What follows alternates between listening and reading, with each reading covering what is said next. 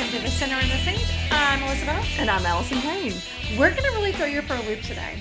So today we are participating in the third edition of Podcasthon. And for one whole week, more than 1,000 podcasts are going to highlight a charity of their choice. And Allison and I have chosen the Women's Center of Wake County. Yes. So the Women's Center in Wake County is the only day shelter that's exclusively for single women that are experiencing homelessness. All the single ladies, all the single ladies. There you go. I love that. It's located on New Bern Avenue, block 2200, and they provide a wide range of services to meet the needs of these women who are experiencing homelessness. So they are a day shelter. People don't stay the night. But still, they have meals. They're able to come in, and we just wanted to share with you more about this. You may have heard about the Women's Center of Raleigh, not known what it was. Maybe you've never heard of it, but just to make you more aware. We're all looking for ways to, donate our time, our gifts of prayers, of service. I've actually volunteered at the Women's Center before and went in with a friend, and we did a couple of almost like prayerful. It was sort of like a Bible study-ish kind of thing. We talked about the Lord, but we did a craft with the women. Oh, that related. Just loved on them. Just loved on them. And they get people to come in and lead Bible studies or do these types of things. So they have those types of classes available. And the women are just, they're an eclectic group, of course. I mean, it's women, single women from all ages, but they live on the streets. I have a big heart for this because, my mom struggled all of her life. Well, all of my life. I'm not sure what she was like before me, but she definitely didn't have a wild shot. She probably lived a little easier life before she had me, but she struggled all the way up until her death with addictions. And honestly, I believe that my mom would have been so much better off if she was able to find a resource that not only took care of her physical needs. Like we all know, your physical needs have to be taken care of first before you can do any mental aspect of anything, right? But for someone to really speak the truth of God to her and love her well, because so many of these women on the streets have never been loved well and they've never experienced God's love. So it's so wild to me. We're doing this podcast today. I never know what we're doing, by the way, before I show up.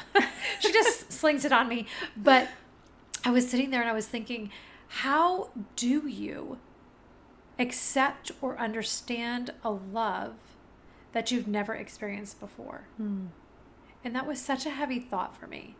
That is. It's one thing for someone to express that love to you, but you have to accept it, right? And so we have to be well taken care of physically. I come from a very fearful background.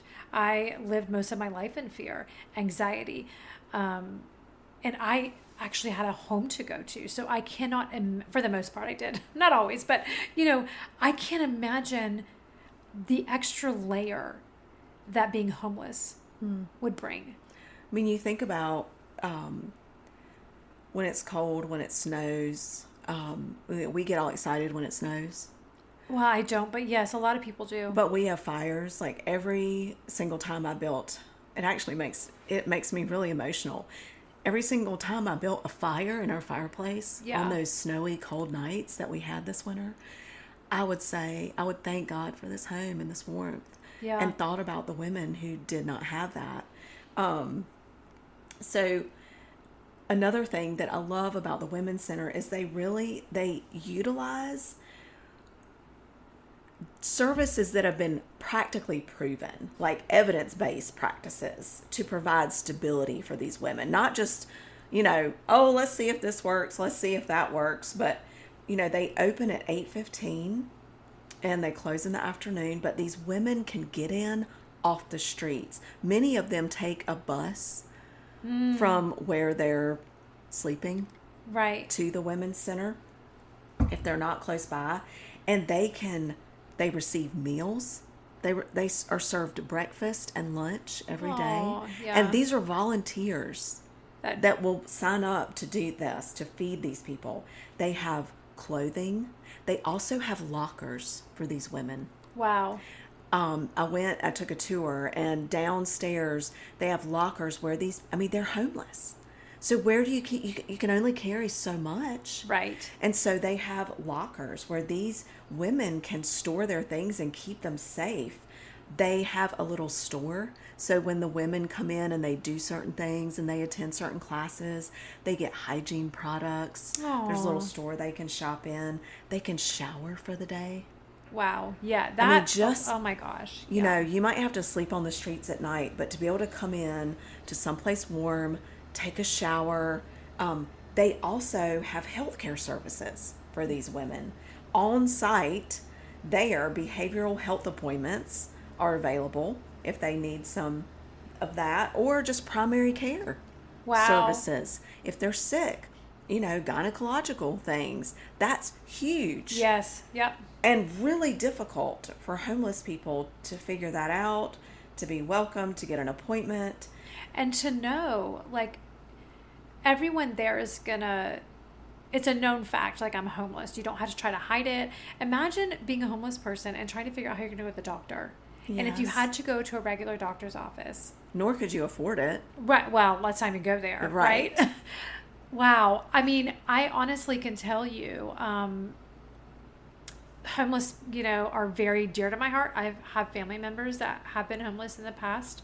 And so specifically, there was a woman whenever I would drive a certain way to work years ago, and she reminded me so much of my mother. Wow. And so whenever I saw her, I would go and I would say, "What do you want today?" And I would go bring her food.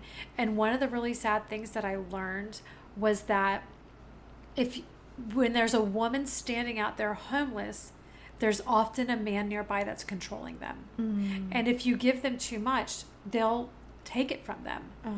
And so it's so heartbreaking to me. And I just thought, how heartbreaking to think, like, you're giving these women something, but someone's really essentially their pimp without saying that, right? I mean, that's what they do. And it breaks my heart to think that they, this is amazing that the Wake County Center does this, but man, it would be so great for them to have a safe place to sleep at night, because I don't know how you sleep. Yes. And actually, well, let's get to that, because there's some really exciting news in Wake County. But just for some facts, in 2023, the center served over 1,200 women, and that doubled. Wow. From 2022. Which really shows the need for these services. They have access to computers. They can wash their laundry. So, there's also, they have these enrichment workshops. Like I said, they could do art classes. They also have budgeting and life skill classes that they can participate in. There's addiction recovery. I mean, this is not just like come in and take a bath. Like, this is full on. Like they're caring for the whole being. Yes. Well, in 2024, the Safe Haven program was launched, and this program provides beds for women with chronic issues, just to make stable housing. That makes it really hard for them to have stable housing. When you have chronic health and you're single and you can't go to work, all these things. So it offered them like an immediate respite, but also a long-term stabilization. Wow. A place to get well. Yeah. If they were able to, right? Depending on what they had, or, if a surgery or another health issue. But you can get involved in many, many ways. There are tons of volunteer opportunities, with task and meal preps and donation sorting and leading enrichment classes. So, hey, we're definitely going to give you their website, wcwcorg.org. Super easy. Yes. Women's Center, WakeCounty.org. But you can make donations with gently used clothes. You can donate. You know how you open those drawers in your bathroom and you've got like a gazillion, unused like shampoos and Right. soaps, whether it's from travel and I'm not talking about the used stuff, or like, tampons or whatever, and you started menopause, so you don't need them anymore, Right. whatever, TMI. But all of these things, gift cards, food, paper products, you can donate those Monday through Friday, 10 to 2. So it doesn't even mean you have to take your time if you don't have it or Right. you have kids. But they can, business attire, just warm clothes, especially in the winter. And then there's always room for financial support too. But what's really cool that I'm excited to talk about is I have a really good friend, Molly Painter. And years ago, she had this vision because she and a really sweet group of friends had been volunteering at the Women's Center for years. And she had this vision that there needed to be a place for permanent housing for homeless people. Yes. So, Kings Ridge just had, you couldn't have, God planned it, but such good timing for this podcastathon. Kings Ridge, which was her baby, the ribbon cutting ceremony was like a month ago. Oh my gosh. And it is 100-unit affordable housing community in Raleigh. It was developed by CASA, which is Community Alternatives for Supportive Abodes. Okay, so just call it CASA. I love this. Yes. But it provides permanent supportive housing for individuals, so women's center people, and families that are transitioning out of homelessness. Wow. It's got 1, 2, and 3 bedroom units that, accommodates all different kinds of family sizes. And then they also have supportive services. The residents have access to medical clinics, case management, and they have, these community spaces that are so beautifully designed that just foster like a supportive community environment. I love that. Can you imagine? Yeah, and people that can relate to one another. Not only that, but now you're learning how to engage with other people outside of your little sphere to open your eyes a little bit to other things. And there are good people, and I know for a fact that, people specifically in that situation have experienced the worst of the worst people on this planet. Yeah. And so for them to have a nurturing, loving environment, just incredible. So if you want to, first of all, Kings Ridge is a great name. What I think it means, and it probably doesn't, but is like, we are all daughters of the King. Yeah. And so we get to, what a great way to start. But if you want to go to Kings Ridge, you go through the Women's Center. Is that correct? Well, there are some women's center. They will help you find housing if you can. They will work with you. So this is casanc.org is where you can see if you're eligible or someone is eligible. So the facility is actually designed for single adults and families with disabilities or histories of homelessness and insufficient credit to qualify for conventional housing.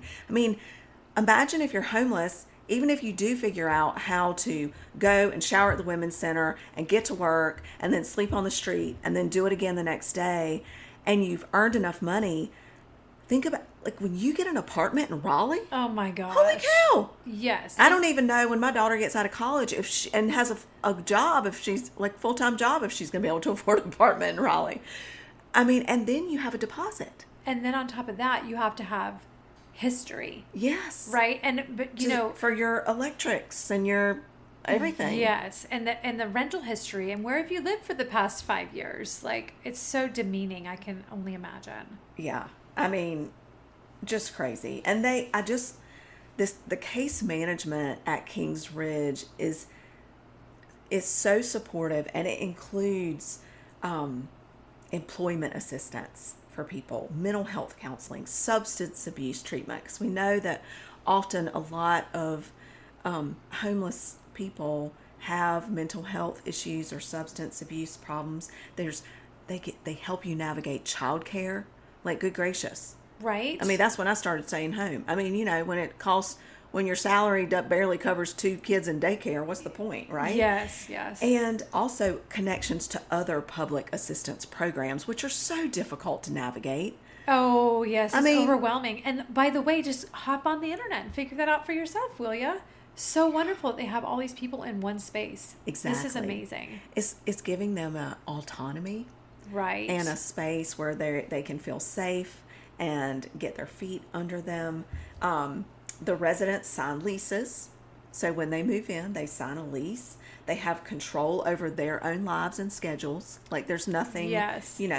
And can direct the services that they want, like individually. They're not forced upon them, but they have access to all these services. And, hopefully people that would do this would take advantage of that. But I tell you what, it is a huge and significant milestone in Raleigh. What an encouragement. Yes, because... Can we shout this from the rooftops instead of all the political crap? Yes, somebody put this on your Facebook feed, please.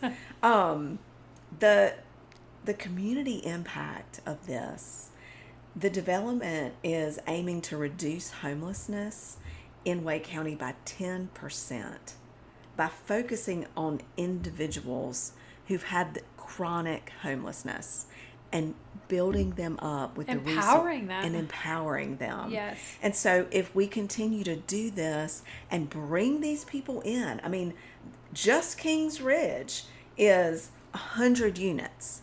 Right. And that could have, a mom and a couple kids. Yes. Yeah. Or families or single. And you've got those services and you're building these people up and sending them out and bringing in the next group. Yeah. That's eligible. These two things are so exciting to me. I would agree. For me, if I would have heard about this in my 20s, gosh, I probably would have joined them. I would have been right in there. Hey, I'll take that. Thank you very much. So many people get stuck in relationships or in environments because they think they're stuck. And they don't know where to turn. And no offense, but you go to certain places and you just get the runaround or the rigmarole, right? And so you just feel helpless. And so for people to go and create these spaces is just incredible and gives me hope for our future for sure. What's been really another thing for me to see that's been so inspiring is some of the women I know that have volunteered consistently every single week. Like this is their heart and soul, and they go once a week. They know these women by name because many of them are the same ones that come in every day all these years. And now some of them are going to have homes in Kings Ridge. But can you imagine the impact of, I can't, thankfully, but when you're homeless, someone knowing your name. Right. Yes. Like, it's got to be so important to be seen. We all want to be seen, to be loved. And that's what, like, if you begin volunteering here, oh my gosh, and you get to know these women, they're so dear, and the stories are so sweet, and their personalities are all so different, like each of us, but it is a different thing. If you're not quite ready to go jump into a volunteer situation or have the finances to donate money, you can always go through the closet, gently worn clothes, go through your toiletries, that sort of thing. But also in your neighborhood, and I think we probably all noticed this all around the Triangle area since COVID. I hate to even say the word COVID, but I did. There are so many more homeless people, which is just showing this great need and how it's going to hopefully be met and start to change things. But the kids and I, not knowing when our kids were growing up, like how to navigate that and what you can do, like just giving them money. And, we've had some interesting scenarios, and that can taint your giving bone. But the kids and I would go to the dollar store and we would buy 20 toothbrushes, 20 things of like ramen noodles, hot chocolate, toothpaste, little things like that, a hairbrush or a comb and hand sanitizer. Anyway, we would put together these big Ziploc bags and keep them in a box in the back of the car so that when we saw someone that was homeless, we could give them a bag with the essentials in it. And I would add to that now, if it is a woman, maybe the resource for the Women's Center and for CASA NC for Kings Ridge. I love that. And, I'm sure that on one of those websites, there is a list of current needs. Like, they probably update it on the regular things that they need. And so you could even, make it your mission with your kids to do a collection through the neighborhood and maybe make that a weekend afternoon adventure and then bring them all together so your family can see that there are other people and there are resources out there. Because I think for kids, it is very hard and jarring to see a homeless person they don't understand. But then, they can be a part of that by giving and, give kids. God will use any of us. Absolutely. And you can follow them on Women's Center, The Triangle on Instagram. And they will, they have some great clips. They have fundraisers. They'll show you pictures of what's going on. But if you sign up for their email, I will get emails and they'll say, our greatest need right now is. Right. And they do have some very specific needs sometimes, And so it's nice to be able to meet a specific need for an organization like that. But I tell you what, thanks for hanging in there with us this week. We know it's a little different, but we're so honored to be a part of this podcastathon. And I mean, the fact that there are more than 1,000 podcasts going on this week of people sharing the charity all over the world. All over. This is worldwide. Yeah. Sharing the charity of their choice is so powerful. But that wraps up our special episode this week as part of Podcastathon. And we hope you enjoyed it. And feel free to visit www.podcasthon.org because you can discover hundreds of other associations through the voices and talents of other amazing podcasters. I love it. Yeah. So fun. Thanks for joining us this week on The Sinner and the Saint.